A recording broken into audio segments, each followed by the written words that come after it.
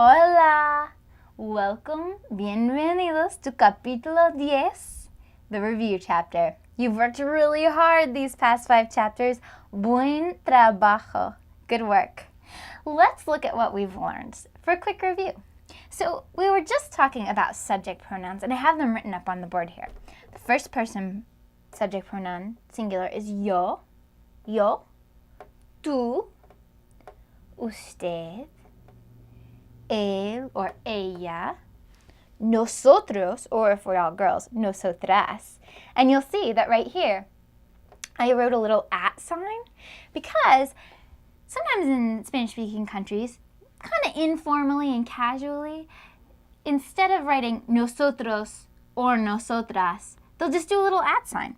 So I can either write it like this, from just writing for fun, like writing a note to my friends, or I can write nosotros with a little line and then as, like that. That's how we do it in the book.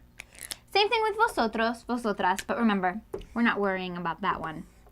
Ustedes, tú, ustedes, and él y ella, ellos, or ella and ella, ellas, right? So these are our subject pronouns. They have person, first, second, and third, and then second formal. And they have number, singular and plural. They also have gender, él and ella, nosotras, nosotros, right? Now, let's talk about our verbs. Between our last review chapter and this one, we've learned a number of verbs, and we learned to do the chop and switch, right? Remember that? The chop and switch. We learned AR, ER, and IR verbs. And for all of them, we take off either the AR, the ER, or the IR, and then switch around the endings to show person, number, and time. We don't really have to worry about time right now because all of the endings we're learning are the present tense for things that are happening right now. But let's look at what we can do with some person and number for AR, ER, and IR verbs. Let's start with an AR verb, hablar, to speak. Hablar. Let's chop. Ready? Hiya! Chop off the AR and add the endings that you've already memorized to fill out this chart. Yo hablo. Tú hablas. Usted habla, right? With respect, usted habla. Remember, I use the same form in my second person formal, my same verb form. Second person formal and third person. Él and ella habla. Or, well, if it's él habla or ella habla. If it's both of them together, él and ella, then it's ellos, and ellos hablan. Ustedes hablan. And nosotros hablamos. Como right now, like right now. Now, let's do some switcheroo with an ER verb. My favorite is comer. Ready? Hiya!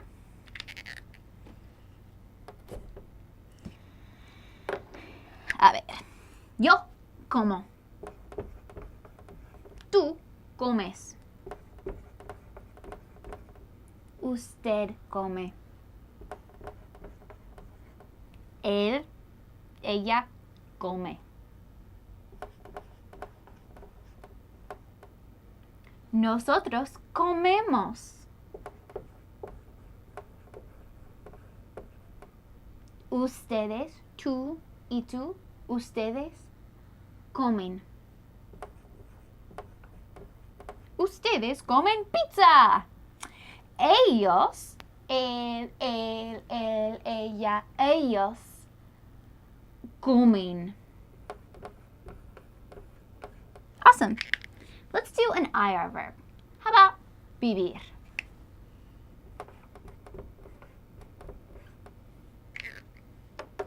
Ready? Hiya! You gotta do the sound effect. Come on. Vive. Yo vivo. Tú vives. Tú vives en una casa. You live in a house. Usted vive en un palacio. Usted lives in a palacio, palace. Él vive. Ella vive.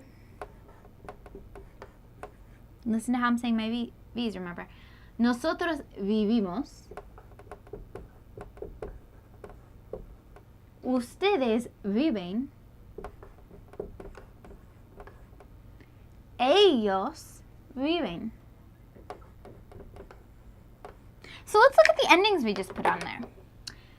Yo hablo, yo como, yo vivo. We always stick an O on the end in the present tense for a yo verb. Tú hablas, comes, and vives. AR verb gets an AS, and the ER and the IR verbs both get an ES. Habla, come, vive. AR verb gets the A, ER and IR verbs both get that E. Habla, come, vive. Let's look at the nosotros. Hablamos, comemos, vivimos. This is where you can really see that the AR, ER, and IR verbs get different endings. Let's look at ustedes. Ustedes hablan, ustedes comen, and ustedes viven. Here, again, the AR verb has its own ending, but, the ER and the IR verbs pretty much look the same with that EN ending on them. Hablan, AN, comen, EN, viven, EN. So these are our verb endings. And one thing that you need to know, a lot of kids when they're first studying Spanish or when they've been studying Spanish for a while, they get this confused. They think that like you could say, yo viven. No. Or like, usted hablamos. No. With a yo as the subject, when yo soy, when I am the subject, you can only use the first person singular form of your verb. When tú is the subject, when you are the subject, you can only use your second person informal singular way for doing the verb, form of the verb. When usted is the subject, you can't say usted hablo. You have to say usted habla, usted come, usted vive. They always have to match. None of this mixing up. So remember how much I said that Spanish is a language where things match each other. This is a really good example. Usted habla. You can't mix it with any other form of the verb. So this is our review of our verbs and our subject pronouns, and I will see you back here really soon to talk about articles and nouns. Adios. We're back. Let's do the second part of our Capítulo 10, Chapter 10 review. I want to quickly talk about nouns and articles again. Now remember, nouns have gender and number. That means they're either masculine or feminine and either singular or plural. So singular means there's just one of the thing that you're talking about, and plural means there's a number of them, many, or just more than one. So we've got nouns, and then we have articles that we put in front of the nouns to tell whether the noun is a specific thing when we use a definite article or something in general, and we use an indefinite article.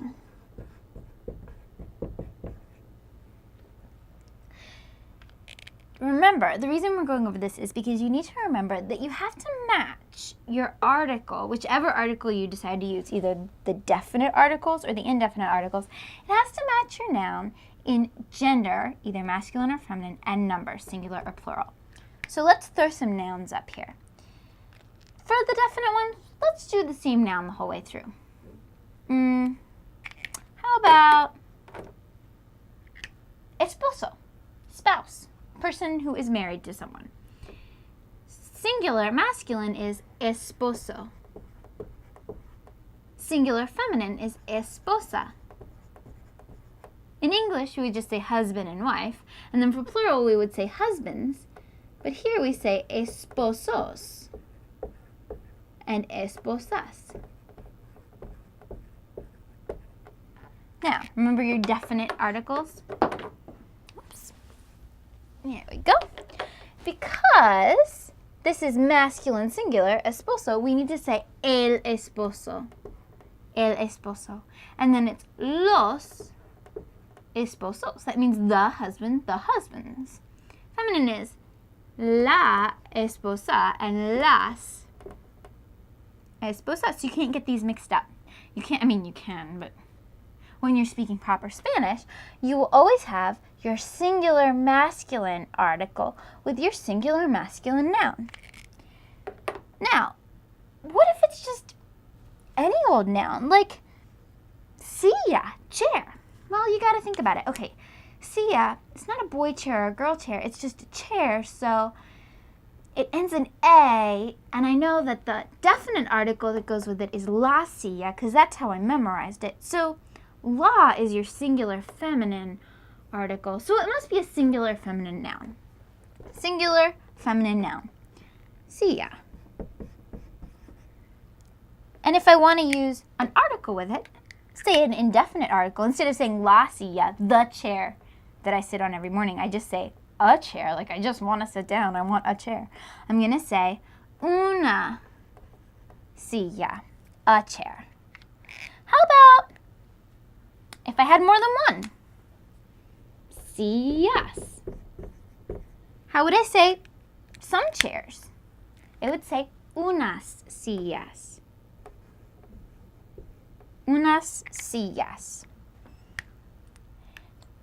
But what if it's something like dinero, money? Dinero. That ends in an O, and it's singular. It's because it's just one. It doesn't have an S on the end. Dinero, just one. And it ends in an O, so that means it's masculine. So how would I say the money? I would say el dinero. But what if I wanted to say a money? That wouldn't really make any sense, but I could say it. Un dinero. I'm going to erase that, because who says un dinero? Or what about un gato? A cat. That's a word you haven't learned yet. Gato. It's singular, there's no S on the end, and it's masculine. It ends in an O. So that would be un gato. And if I had more than one, gatos,